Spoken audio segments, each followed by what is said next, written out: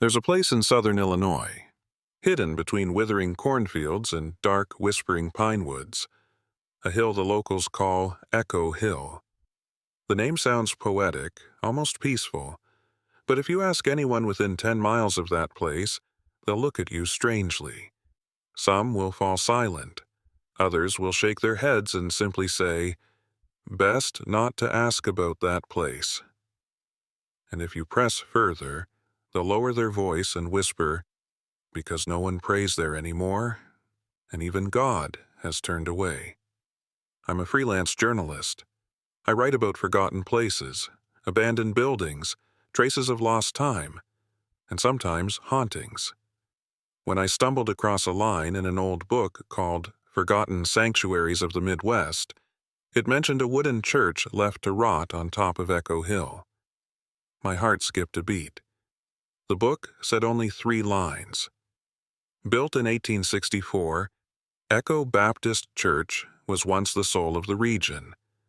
Closed mysteriously in 1979, since then, no one dares climb the hill at dawn. I decided I had to go, partly out of professional curiosity, partly because of that name. Echo. What does it echo now? That morning, I rented a Jeep and drove deep into Williamson County, Illinois. The sky was dull with mist. The air was cold, heavy with the smell of damp earth and decaying leaves. Cell service dropped out as I turned onto the red dirt trail winding up the hill. Gravel crunched under the tires. The forest on both sides grew thick and oppressive. No birds sang, only the wind. And something else, a soft, breathy murmur, I told myself, was just the engine. After almost 30 minutes uphill, I saw it. Echo Baptist Church. A graying wooden structure, one corner of the roof collapsed, the bell tower leaning, ready to fall. The front door was shut, but not locked. On the mossy steps lay a small wooden cross, broken in half. I walked up. My hand trembled slightly as I pushed the heavy door. It let out a long, echoing creak. Inside was pitch black. Only a few beams of light pierced the stained glass windows, half shattered, casting dull reds and blues onto dust and cobwebs. Pews lined up like forgotten soldiers, half rotted. The pulpit charred, as if scorched in fire. On the wall hung a large painting of Jesus with outstretched arms. His face slashed out. Below it, someone had scrawled in charcoal, "He no longer listens." I took out my camera, snapped a few shots. Every footstep creaked and echoed across the wooden floor. I walked toward the pulpit. There lay a Bible, thick with dust, left open in the middle. I reached to close it, and that's when I heard a whisper. Soft. Right behind me. I turned. No one. Only my own shadow. Stretching long and alive across the dusty floorboards, I stood still, listening. The wind slid through a broken window pane. Then came a sound, like someone inhaling slowly and holding it. I left the church faster than I'd planned. My heart was hammering. The air was thick, like breathing through cloth. As I stepped off the porch, I turned for one last look. And I swear, that leaning bell tower, it had shifted. It used to tilt right. Now, it leaned left. I got in the Jeep and started driving downhill, but I'd barely gone a few yards when I heard a soft sound. Ting, like a bell, right beside my ear. I stopped. Nothing. Just trees and fog rolling in. Back at the motel, I checked my camera's memory card. I had taken 12 photos inside that church. Only 10 remained. The last 2, one of the slashed painting and one of the pulpit, were gone. In their place was a single black image, with one faint white line, "Don't come back." I didn't sleep that night. Every time I closed my eyes, I heard the bell again, and someone calling my name from up on Echo Hill. I didn't sleep at all that night. Every time I drifted off, something would pull me back. A creak, a tap, a whisper. I kept telling myself it was just the wind, or maybe the motel settling.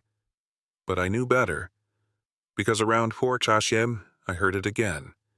Ding! A single bell tone. So soft it was almost a suggestion, but it was close, too close, as if the sound had crawled into my room. I sat up in bed. The digital clock glowed red. 4:03 a.m. The air inside the room had turned ice cold. The curtains were still, the window shut tight. And yet, ding! It rang again. This time I could feel it, in my chest, like a small pulse inside my bones. I stood, walked over to the window, pulled the curtain back. Fog. Thick, endless fog, swallowing the parking lot, the trees, the world. And at the edge of it, far off but unmistakable, I saw a shadow, a tall figure, standing perfectly still, facing the motel. It wasn't moving. It didn't need to. The moment my eyes landed on it, the bell rang again, and the shape turned, walked slowly back into the fog. At dawn, I packed my gear. I told myself I'd leave. Forget the church, move on. There are hundreds of abandoned places in the Midwest. No need to chase the one that watches back. But just before leaving town, I stopped at the local diner. It was small. 4 tables, chipped linoleum floor, and a waitress who looked like she'd been there 50 years. I ordered coffee. Didn't say much, but after a moment she looked at me and asked, "You went up the hill, didn't you?" I didn't answer. She nodded anyway, then leaned in close and said, "They say the bell only rings at dawn, when she walks." I asked her who she was. The waitress looked around, as if checking for someone, then whispered, "The preacher's bride." Her name was Eleanor Price. She was supposed to marry Pastor Thomas Mason in that very church. The whole town was invited. A wedding on a spring morning in 1872. But something happened. No one agrees on what, exactly. Some say she ran away. Others claim the preacher murdered her in a jealous rage. There's a darker rumor, too, that she walked into the woods behind the church the night before the wedding, and was never seen again. The church was sealed for 3 months after that. When it reopened, the congregation returned. But things were not the same. People claimed the pews creaked when no one sat in them, that the bell would ring by itself only at dawn, and always in threes. Ding, ding, ding, as if someone was walking down the aisle. Eventually, families stopped coming. Attendance dropped. The pastor was never seen again after 1881.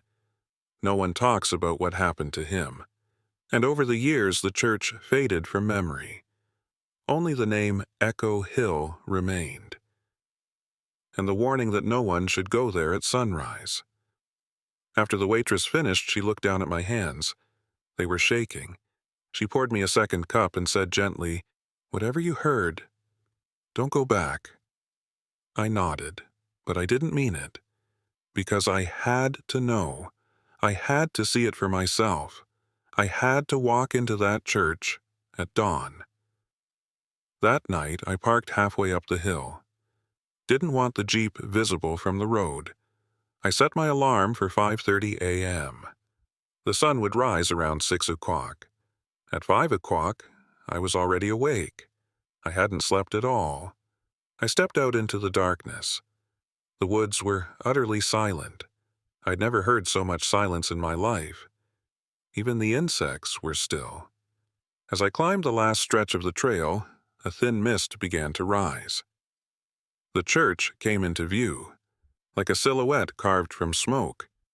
Its windows looked like eyes. Its steeple, a crooked finger pointing to a dead sky. I walked up the steps.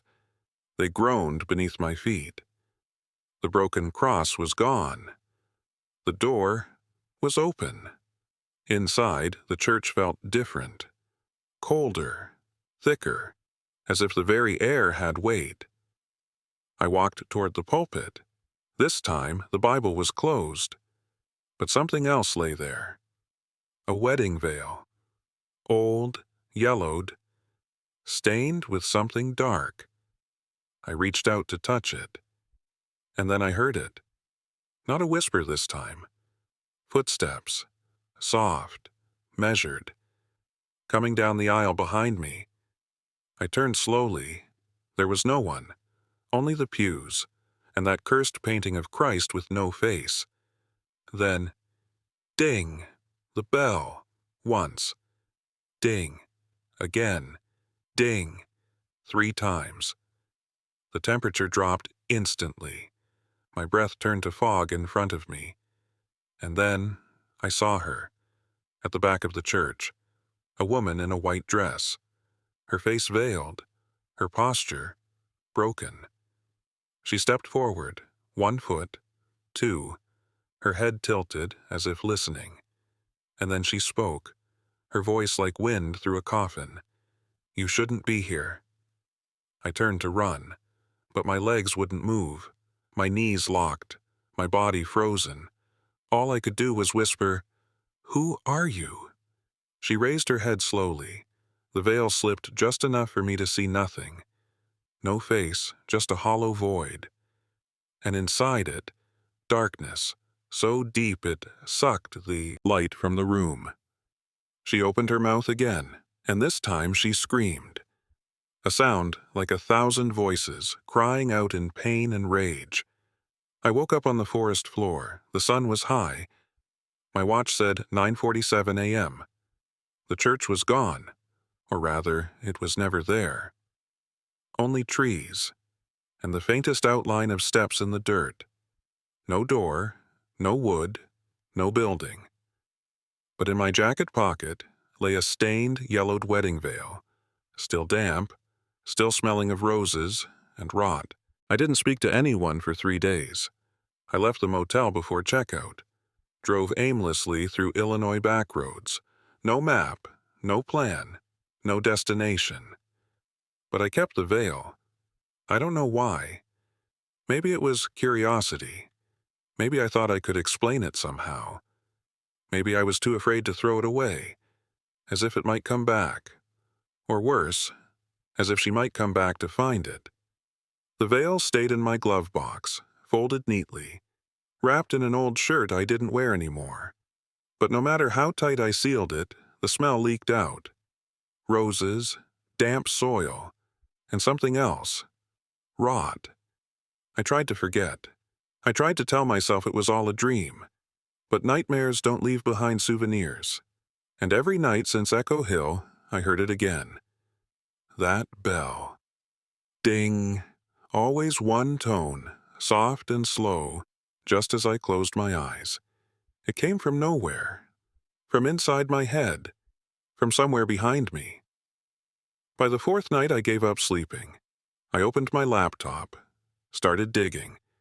There was no mention of the church in state records, no address, no denomination, no mention of Pastor Mason. But Eleanor Price, that name showed up once. A marriage record, filed but never signed. April 1872. Bride, Eleanor Price. Groom, left blank. No witnesses, no church listed. I searched further, cross-referenced newspaper archives, property deeds, birth and death records. I found something strange. A map from 1850 showed no building on Echo Hill, but a map from 1875, 3 years after the supposed wedding, clearly marked Chapel of the New Dawn. That's what they called it. Not Echo Hill Church, not First Baptist, just that, the Chapel of the New Dawn. It was erased again from maps by 1902. Something else. In 1872, the year Eleanor disappeared, a fire broke out in the town of Winslow, just 15 miles from Echo Hill. No official cause. One article mentioned it vaguely. Of mysterious origin. Locals speak of shrieking herd in the fog. Many blame the blasphemous ceremony on the hill. That word stood out. Ceremony. I needed answers, not just legends, not whispers from old waitresses or fading newspaper clippings. I needed someone who had seen it, survived it. I posted on a local paranormal forum, shared what I found, shared only a little of what I experienced. Didn't mention the veil, didn't mention the voice, didn't mention her. 3 days later, someone responded. The username was Mason Ayers 1981. They left only one sentence. You've seen her, haven't you? Meet me in Winslow. Don't come after dark. Attached was a location. A closed-down bookstore on the edge of town. Winslow was a ghost town. Not completely abandoned, but close. One gas station, one diner. Everything else was dust and boarded windows. I arrived at 3 p.m. The bookstore was called Black Hollow Books. All the windows were covered with old newspapers. The door was unlocked. No bell rang as I stepped inside. Inside, the air of immersive was thick with the scent of mold and old paper. Every shelf was crooked. Books sagged under their own weight. There were no customers, no clerk, just a voice. Upstairs. I hesitated. The staircase was barely lit. The boards creaked with every step. When I reached the top, a man stood in the center of the attic room. Tall, thin, gray suit. No light touched his face. He didn't offer his name. You brought it with you, didn't you? I didn't answer. The veil, he said. You should have left it on the altar. I asked him how he knew. He turned away from me, toward a wall covered in sketches. Dozens of charcoal drawings, pinned and curling. Each one showed the same figure. A woman in a wedding dress. Veil covering her face. Always facing the viewer, always standing in a church. And in every single drawing, the pews behind her were empty. My great-grandfather was Pastor Mason, the man said. He built that chapel, but he didn't build it for God. I didn't interrupt. He was promised something, he continued. Power, voice, legacy. But there was a price. The chapel had to be consecrated, not to God, but to something older. I asked what kind of something. He didn't answer directly, just pointed to a book, leather-bound, pages yellowed and stiff. He opened it to the first page, a name written in beautiful script, Eleanor Price. Then he turned to the next page. There was no ink, only a faint brown handprint. They weren't married, he whispered. She was given, like an offering. I felt sick. I asked why the church disappeared, why it only shows itself sometimes. He smiled. Because the chapel never existed in this world. Not entirely. It was always half in shadow, half in something else. I took out the veil, unwrapped it, set it on the table between us. The man recoiled. She's attached to it. You brought her with you. The room grew darker. Somewhere beneath us, on the first floor, a bell rang. Once, twice, 3 times. The man backed away. You need to burn it, before dawn. If she crosses into your world completely... He didn't finish. Instead, he rushed to the window and slammed it shut. You've been marked. She knows your name now. I asked what would happen if I didn't burn it. His eyes filled with something close to pity. She'll wear it again. I drove through the night. Didn't stop. Didn't eat. I reached a field just before sunrise, built a small fire, took out the veil. It was heavier now, wet, dripping with something that looked like black ink, or blood. I threw it in, watched the flames rise. The veil curled and smoked, and then, I swear to God, it screamed. A high, thin wail that echoed across the empty field. I fell to my knees, covered my ears, and the fire went out. Just like that. The veil was gone. but the smell remained. Back in my car, I stared at the steering wheel for a long time. I didn't turn the ignition, didn't drive away, because in the rearview mirror, she was sitting in the back seat, white dress, head tilted, face covered in that veil, somehow whole again. She didn't speak. She didn't need to, because I finally understood. You can't burn her. You can't bury her. You can't forget her. Because she was never just a ghost. She was a bride who was never named. A soul caught in a place that shouldn't exist. And now, she knows me. I didn't speak to anyone for a week after I left Echo Hill. Every time I tried to explain what happened, the words would die in my throat. I'd open my mouth, but the memory would wrap around my tongue, tight and cold like a noose soaked in fog. So I stayed quiet. Let people believe I got lost in the woods, that I imagined it, that exhaustion had played tricks on me. Let them believe whatever they wanted, because the truth was worse. But something had changed. I started dreaming of her, the woman in white, always the same. She would stand at the foot of my bed, veil pulled down, arms hanging at her sides, not speaking, just staring. And when I woke up, heart racing, drenched in sweat, the air in my room would smell faintly of roses, faintly of rot. One night, the dream changed. She didn't stand. She walked. She walked to my bed, bent low, veil brushing against my chest, and whispered, "You signed your name in the book." I shot awake. The room was silent. The clock read 3:17 a.m. But there, on the floor, right beneath the bed, was a smudge of muddy footprints, leading in from nowhere, leading out toward the window, which was locked from the inside. It took everything in me not to run screaming into the street. Instead, I started researching. Again. I wasn't looking for answers anymore. I knew what I saw. I knew she was real. Now I just needed to know why she'd followed me. My notes had a photo, one I'd taken inside the church before the blackout, the pulpit, the veil, and just beside it, a book. At the time, I hadn't looked closely, hadn't touched it, but the photo caught a glimpse of the cover. Guest book, Echo Hill Chapel. I zoomed in. The edges of the photo were grainy, but the writing was clear. Faded gold letters, stitched into old leather. The book had been sitting there for over a century. Yet in the photo, the page was open, and someone had written in it. I adjusted the contrast, brightened the exposure. There it was, a fresh signature. My name, written in black ink. I never wrote that, not physically, not with my hand. But it was there, clear as anything. The same way some people claim they sign contracts in dreams and wake up feeling owned.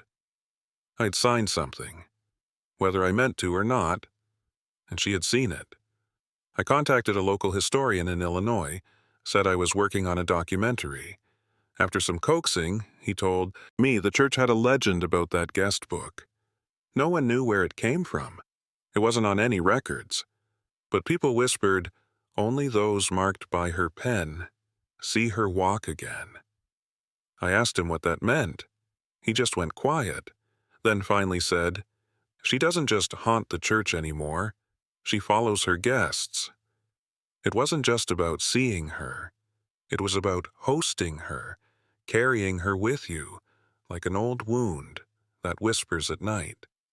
I looked back at the photo, zoomed in again. That's when I saw it, something I hadn't noticed the first time. Below my name was another, in faint, pale ink, almost washed away. Eleanor Price, and beneath that, still waiting. My breath caught in my throat, not because of her name, but because her handwriting matched mine. I spent the next few nights sleeping with the lights on. Didn't help. She came anyway. One night I awoke to find the light flickering. I sat up slowly. the mirror across the room, was fogged, like someone had breathed on it. And there, written in the fog, were the words, "You opened the door." That's when I remembered something else. Back inside the church, I hadn't just seen the book, I hadn't just stood there. In a moment, I had completely forgotten until now. I had touched it. That memory hit me like a punch to the chest. I saw it clearly now, my hand reaching down, fingers brushing the page, a sharp pain like a paper cut, then warmth, a drop of blood, so small I never even noticed. I'd left a part of myself there, and that was enough. She didn't need a full signature, just contact, just a name, a drop, a whisper. Now she knew me. The next day I got an email from a stranger. Subject line, "Did you see her too?" No message, just a photo attached. I clicked it. My heart stopped. It was the interior of the Echo Hill Church. Same pews, same altar, but different angle. In the corner of the frame, a man stood, blurry. Back turned to the camera, I looked closer, it was me. Wearing the same clothes, same backpack. But this wasn't my photo, and I had never taken it. That night I dreamed of the guest book again. It lay open on the altar. My name. No longer alone. Dozens of names below it now. Some crossed out, some smudged, and next to each one, in red ink, a date. Some were recent, some were from decades ago. One was tomorrow. I tried to flip the page, but my hands were stuck, fused to the book. The ink ran up my fingers, the paper curled into my skin, and then, behind me, her voice again. Calm, soft, final. All guests must stay until the bells stop ringing. I woke, screaming, ran to the bathroom. Splashing cold water on my face, I looked up, and there, on the mirror, was a message written in condensation. "You're next." I stayed awake for 42 hours after that last dream. No caffeine could keep the tremors out of my hands. My skin felt too tight, like it belonged to someone else. Every shadow in my apartment stretched longer than it should. The ticking of the kitchen clock echoed like footsteps in an empty hallway. But I refused to sleep, because now I knew the truth. She wasn't just a ghost, she was a collector, and I had been collected. I tried to erase the photo I received, the one of me inside the church, but no matter how many times I deleted it, it reappeared. In my phone, in my inbox, even printed once on the back of my power bill. Each time, the figure in the photo, me, stood a little closer to the altar. And once, he turned his head and smiled. I called the historian again, the man who'd told me about the guest book. His number had been disconnected, so I did the next logical thing. I went back. Yes, I went back to Echo Hill. Stupid. Insane. I know, but something happens when you're marked. You stop making choices. You start fulfilling them. The church was waiting. The hike was slower this time. The trail seemed to twist differently, as if the trees were shifting behind my back. The air was heavy. Not just humid, but weighted, like walking through a forgotten prayer. When I finally reached the summit, I noticed something that hadn't been there before. A second bell tower. Broken. Leaning. Cracked in half. But very real. And very wrong. The front doors of the church were open. Not wide. Just enough for someone to slip through sideways, like the building was breathing. Inside, the air was still. Not quiet. Still. Not a single particle of dust moved. Not even the insects made a sound. No creak of wood. No whisper of wind. As if the entire building had been cut out of the world and stitched into another. I stepped forward. Toward the altar. The guest book was still there. Open. Waiting. My name was on the left page, and across from it, on the right, was something new. A charcoal sketch of my face. Eyes hollow, mouth sewn shut, a veil falling over my head. Below it, echoed. I turned to run, but the pews were no longer empty. Each one was filled. Shoulders slumped, hands folded, veiled heads bowed. They didn't breathe. They didn't blink. They just sat there, as if they'd always been there, as if they never left, as if they couldn't. I backed away. Slowly. I could feel something behind me even before I heard it. A presence. Cold. Heavy. Like standing in front of a coffin that breathes. I didn't want to turn, but I did. She stood behind the altar. The woman in white. Closer now than ever. No veil this time. Just her face. Empty. Pale. Beautiful in a way that was not meant for living eyes. And she was smiling. I tried to speak, but my tongue wouldn't move. My lips were stone. My breath caught in my chest. Then she spoke. Voice like broken piano keys. 1 seat remains.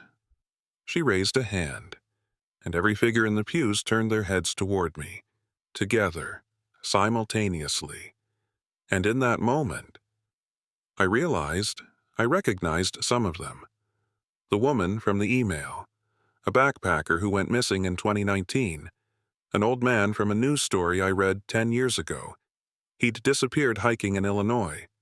All of them echoed. I stumbled back toward the door, but it had closed. Not slammed, just quietly shut itself, like a book finishing a chapter. I banged on it with my fists. It didn't move. Behind me, the figures in the pews rose, slowly. Together. No sound of footsteps, just the rustle of veils. I screamed, but no sound came out.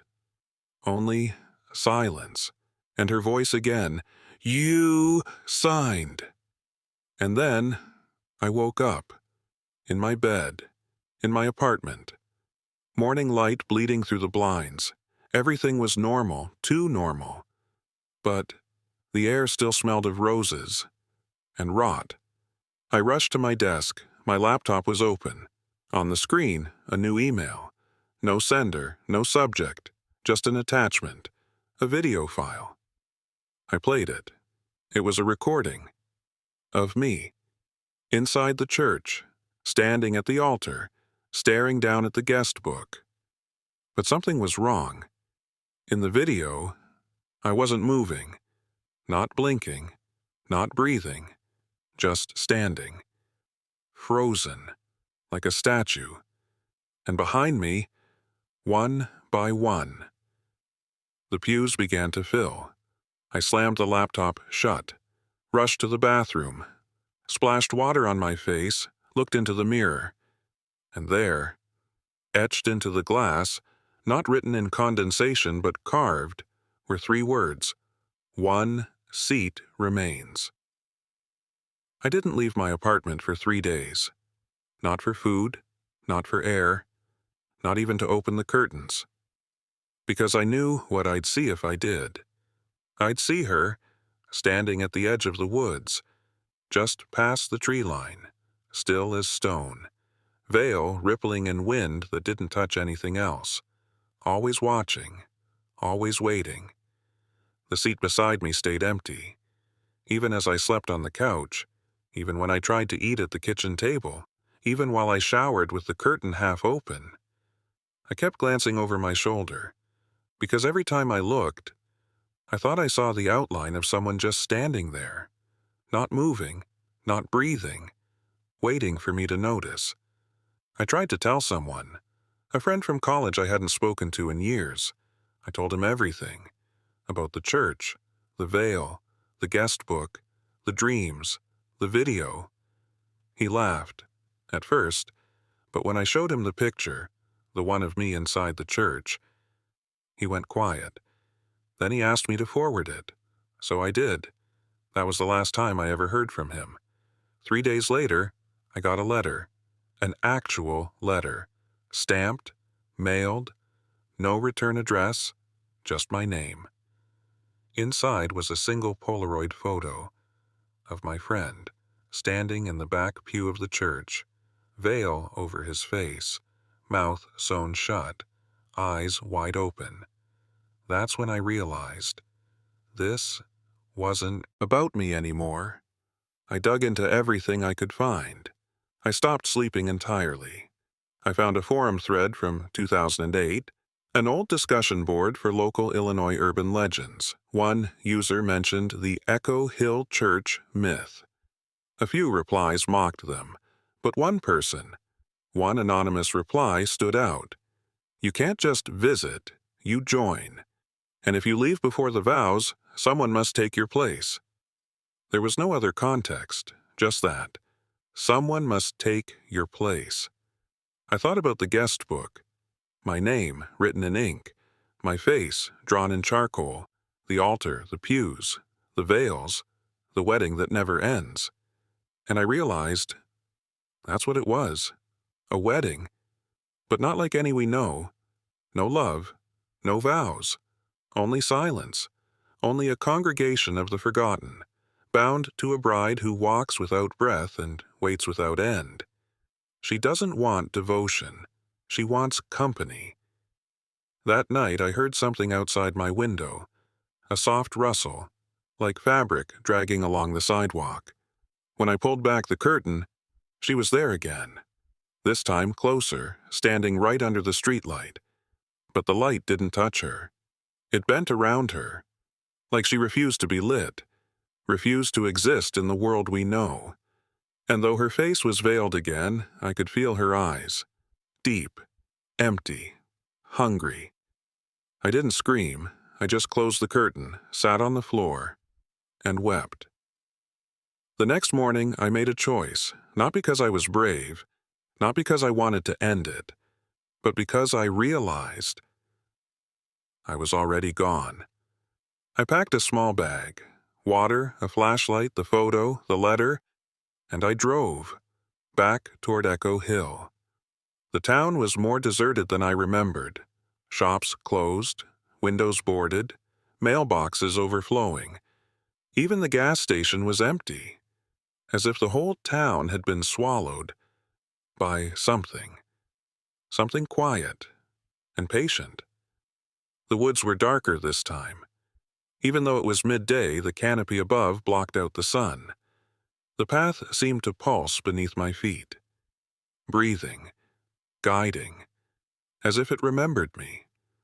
When I reached the church, there was no fog, no wind, only silence. And the door was already open, wide, welcoming. Inside, the pews were full again, every figure still, every veil in place. But this time, there was one thing missing. The bride. She wasn't at the altar. She wasn't at the back. She wasn't anywhere I could see. Until I looked up. She was above me, floating, veil trailing like smoke. Her arms were open, and for the first time, I heard her speak. Not in words, but in sound. A low hum. A hymn that never ended. A note that never resolved. A song for no one. The pews began to rise. Not the people, the wood. Each bench lifted into the air, twisting, creaking, groaning like 100 dying trees, and beneath them, more guest books, hundreds of them, all open, all half-filled, all waiting.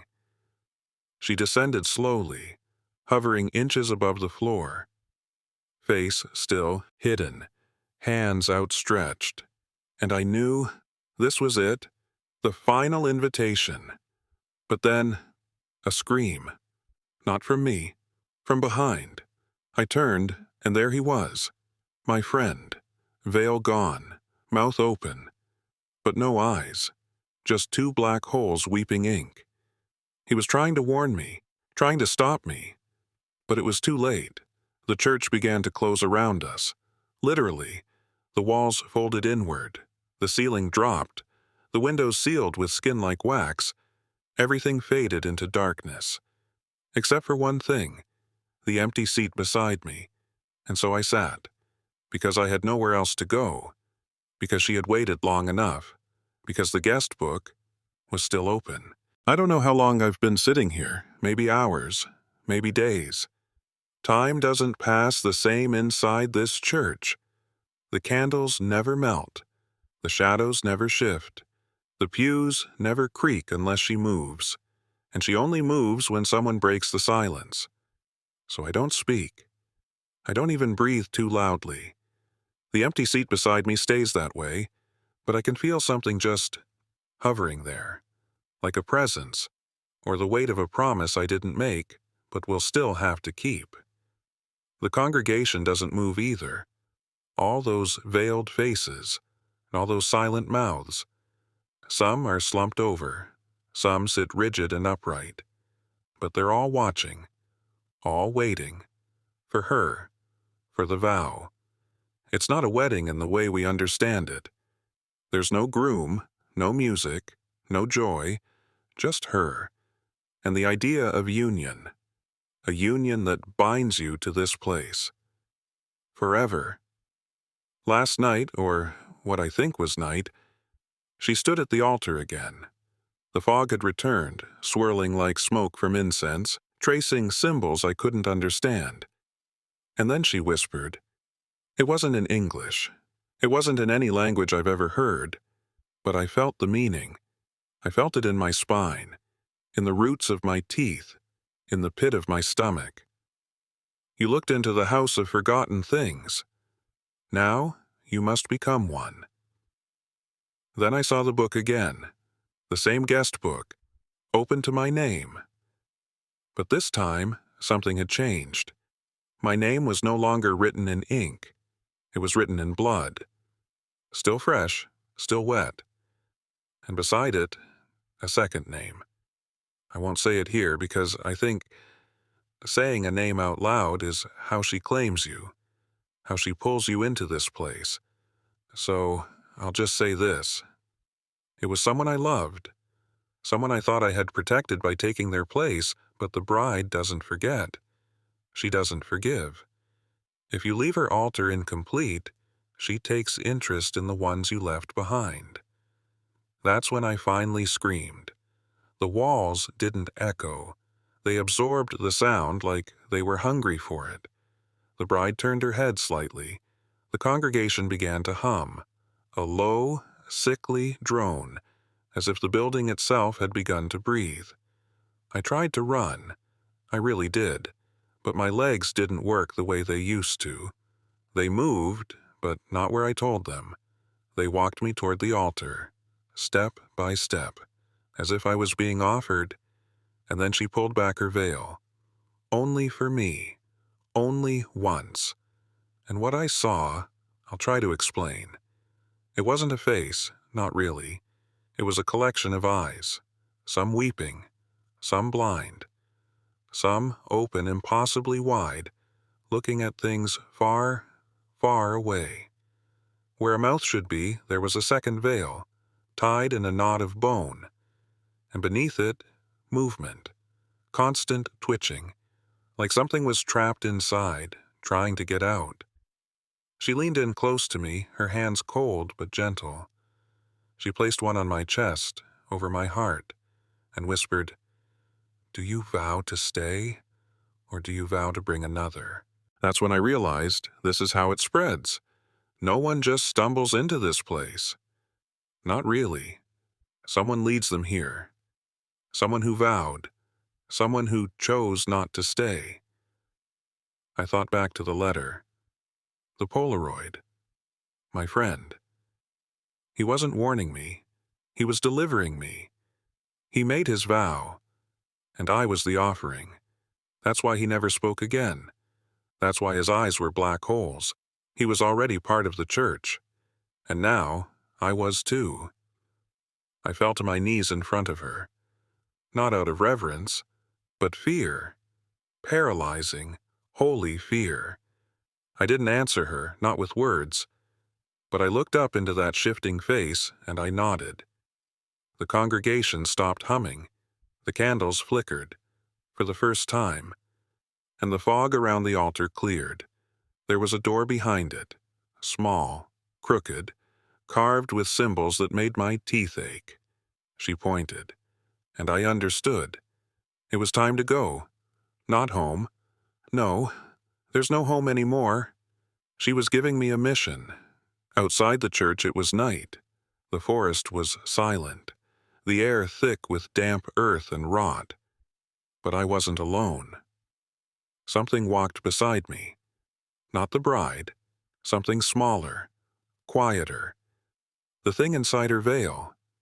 It had come with me. When I got back to my apartment, everything looked normal. But nothing felt normal. My fridge was full. My mail was stacked neatly. My phone had messages. People asking where I'd been. I almost believed I had imagined it all.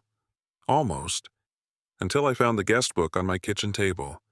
Still open. My name still in blood. And underneath it, one empty line. A blank name. Waiting. She gave me a choice. Stay or bring another. And I chose. Because I was afraid. Because I wasn't ready. Because I lied to myself and said I could make it right later. But now the seat beside me is no longer empty. It's waiting. And I know who it's for. They say the scariest monsters are the ones that look like people. But I think the scariest ones are the ones that used to be people. And sometimes, they still remember how to pretend. 3 days. That's how long it's been since I came back from the church. Or at least that's what the clocks say. But every time I sleep, I hear the congregation humming. Every time I close my eyes, I see the bride's pale hands pressing against the veil inside her veil. That thing inside her. It wants out. But it won't leave until I finish the vow. Until I bring one more. I thought it would be easy. Pick someone random. A stranger. A name I wouldn't miss. But it doesn't work like that. The guest book doesn't accept just anyone. It has to be someone you know.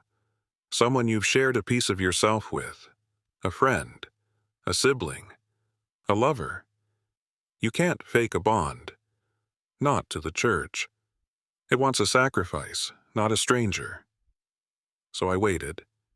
Tried to pretend everything was fine, but the longer I stayed silent, the more the world bent. Walls breathed, mirrors whispered. I caught glimpses of the thing from under her veil in puddles, in glass, in my own shadow. It follows me everywhere. I've started sleeping with the lights on. But light doesn't matter. Not anymore. Yesterday, I got a call from my sister. I hadn't spoken to her in almost a year. Life pulled us in different directions. But we used to be close. So close. I told myself I could just talk to her, hear her voice, feel human again. But when she said, "Hey, I missed you. Want to come visit this weekend?" I hesitated. And that hesitation, it meant something. The guest book knew. The church knew. And the thing that came back with me, it smiled. I told her yes. The drive to her house was quiet. No music, no traffic. But every once in a while I'd hear the hum of the congregation behind me in the back seat. It would rise and fall like a warning, or a countdown. I didn't dare look in the mirror. When I arrived, she hugged me tight. She looked the same, still wearing that ratty college hoodie, still smiling with the side dimple. But behind her eyes, I could see something flickering, like her soul knew something was off, but couldn't quite name it. "You okay?" she asked. And I wanted to say no. I'm damned. And I came here to damn you too. But all I said was, just tired. That night, we drank wine, laughed about old memories. She played the piano like she used to, the same haunting melody that always made Mom cry. I almost forgot. Almost. Until she pulled out the photo albums. There was one of us at the lake. I was 6. She was 10. We were holding hands at the edge of the dock. And behind us, there it was. Barely visible. Just a blur. But I saw it. The thing from under the veil standing in the trees. Waiting. Even back then. It's always been near. It's always watched. I excused myself and went to the bathroom, locked the door, splashed cold water on my face, but the mirror didn't reflect me. It showed the church pews. Empty. Except for one seat, lit by a single candle, waiting. And I knew it was for her. I stared at myself, trembling, sweating, and for the first time I spoke aloud. I can't do it. I felt the air shift. The lights flickered and something whispered from the drain. Then take your place again. I ran from the bathroom, nearly tripping over my own feet. My sister looked up from the couch. Everything okay? And in that moment I should have told her the truth, warned her, begged her to stay away. But instead I lied again. Just wine hitting too hard.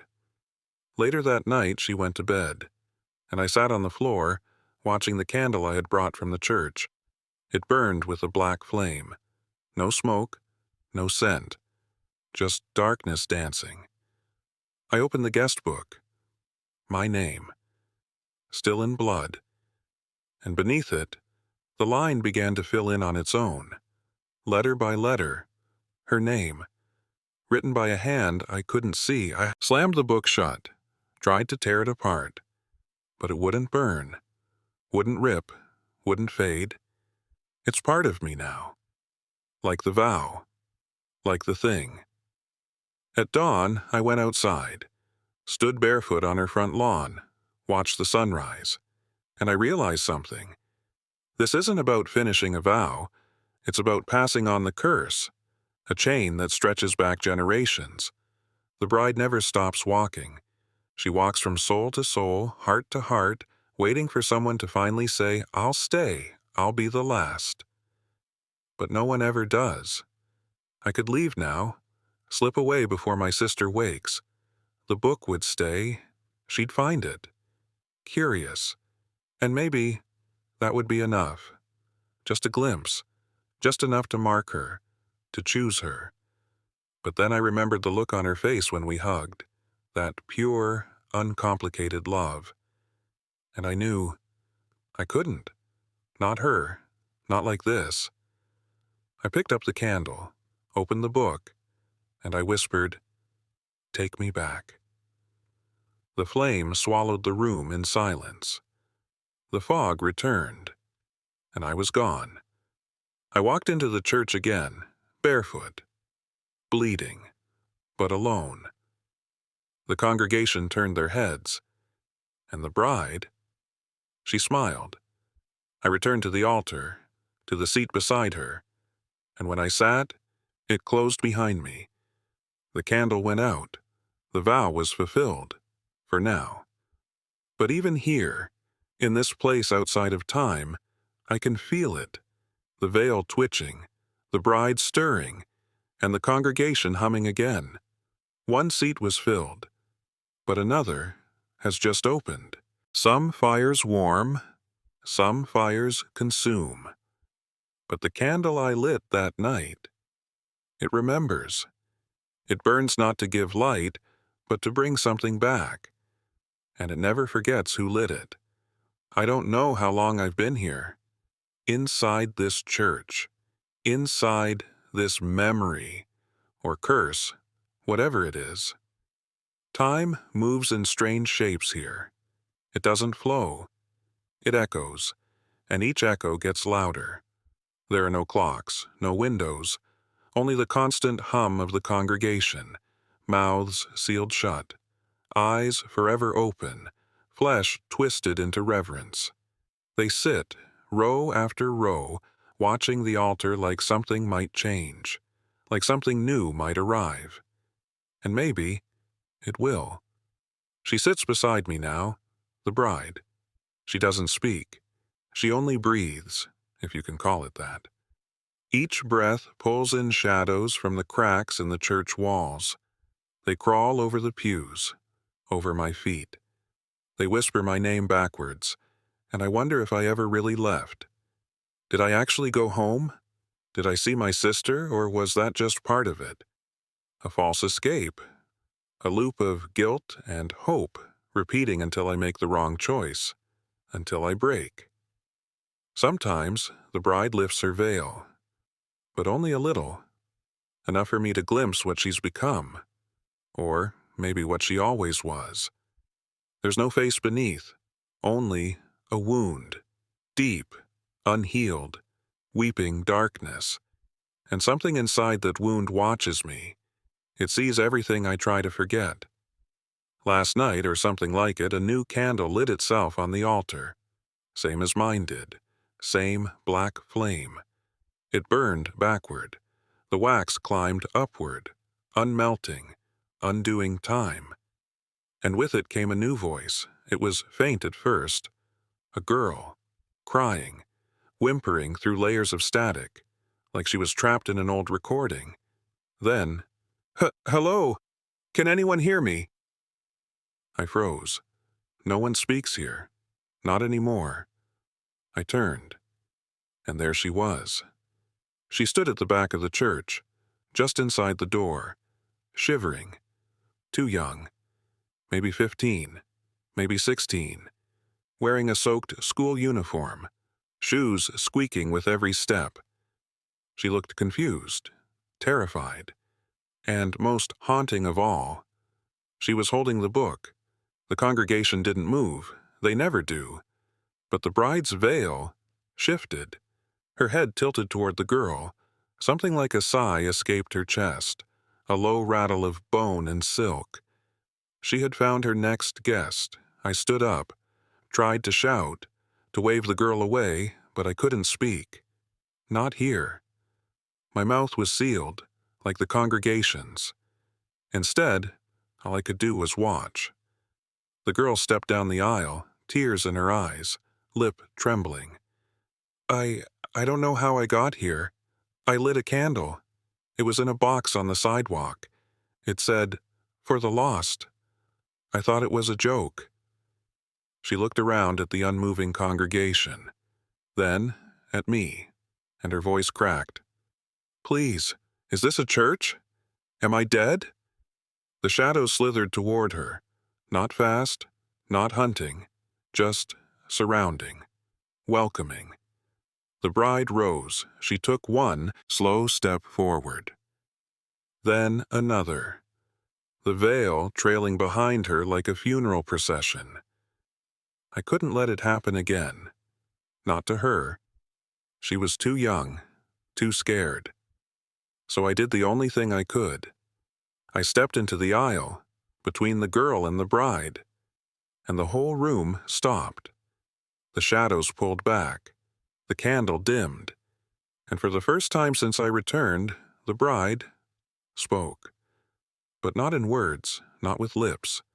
She spoke inside my head. One must always take the seat. The book has opened. The vow remains unfulfilled. I shook my head, tried to plead silently, but she was already moving again. The girl whimpered, dropped the book.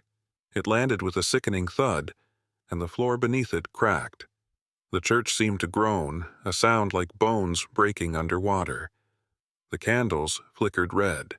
The stained glass windows bled black tears.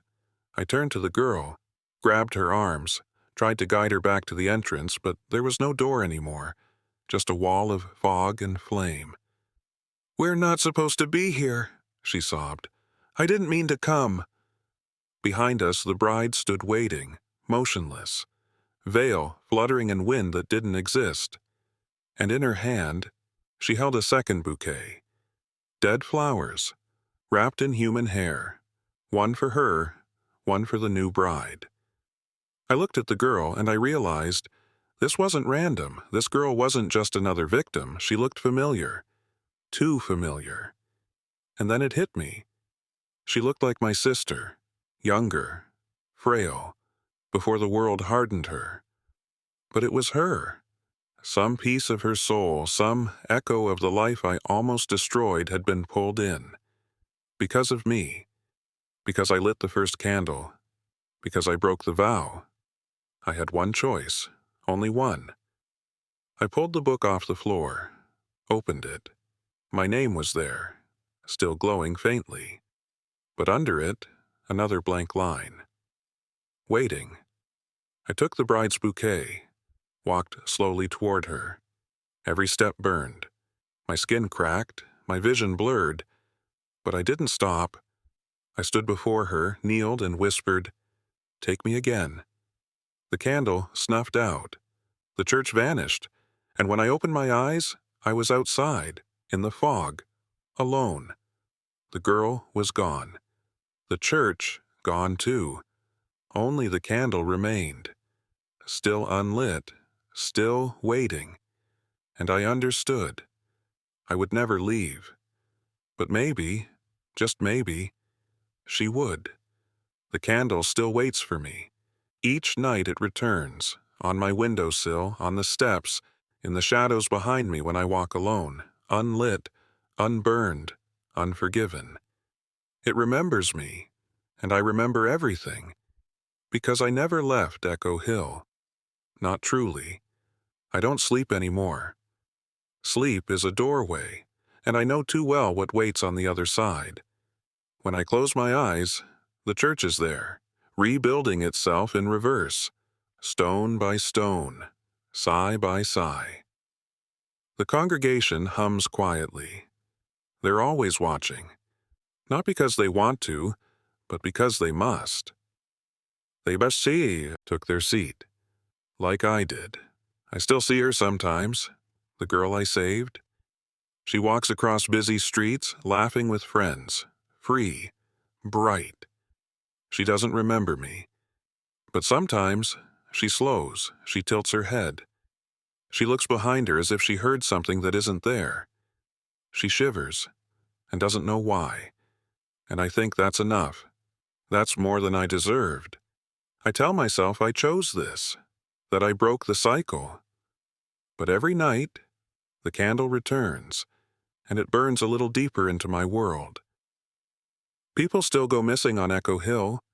A boy last week. A woman in her 40s a month before that. Their names appear on strange notices, taped to phone poles, whispered by locals in bars who don't look each other in the eye. They always say the same thing. They were just gone. Some folks pretend the church never existed. Some say it burned down in the 60s. Others say it was never real to begin with. Just a legend to scare children away from the woods. But I know the truth. I've seen its bones rise from the ground in mist. I've heard its bells ring with no wind, no clapper, no hands. And I've seen the bride, still waiting. Once, I tried to warn someone, a man at a gas station. He said he found a strange box on a trail, said it had a candle inside. He laughed when he told me. Thought it was one of those urban ritual things, like you light it and make a wish or some crap. I was going to do it for a TikTok. I grabbed his wrist. Hard. Told him, don't. Just don't. He jerked away, called me insane. I never saw him again. But a week later, the candle showed up on my porch. Again, fresh wick, new wax, waiting. There are rules. I understand that now, unwritten but real. Do not light what you don't understand. Do not pray in a place that forgot God. Do not sit in pews that are already full. But most of all, never, ever answer the bride's question. Because eventually, she'll ask. And if you speak, you stay. I keep to myself now. People think I'm just another loner. A quiet man in a small town with too much past and too little future. They're right. But they don't know the half of it. They don't know what I see when the fog rolls in off the hills, or what I hear when the wind hits the bell tower that no longer stands. I've tried to destroy the candle, burn it, crush it, bury it. It always comes back. sometimes whole, sometimes cracked, sometimes with fresh wax that smells faintly like roses and rot. You might think I'm cursed, that this is punishment, but I don't see it that way anymore. This is a seat I chose, a vow I fulfilled. I stayed so someone else could leave. And that is a kind of grace, isn't it? Even if it burns. But I know something now, something the bride never said, something the congregation will never speak. There is always one more pew, one more candle, and someone, somewhere, is always curious. So, if you're reading this, if you find a small wooden box on a trail, or a bench, or a forgotten doorstep, don't open it. And if you do, don't light it. And if you must light it, don't look behind you. The church on Echo Hill still stands. Not in this world, not exactly, but when the veil thins, when the hour is wrong and your heart is weak, you may see it. You may hear the bride humming through her veil. You may feel the warmth of the candle. And you may feel that terrible pull. Just remember, no one prays here anymore, and those who do are never heard.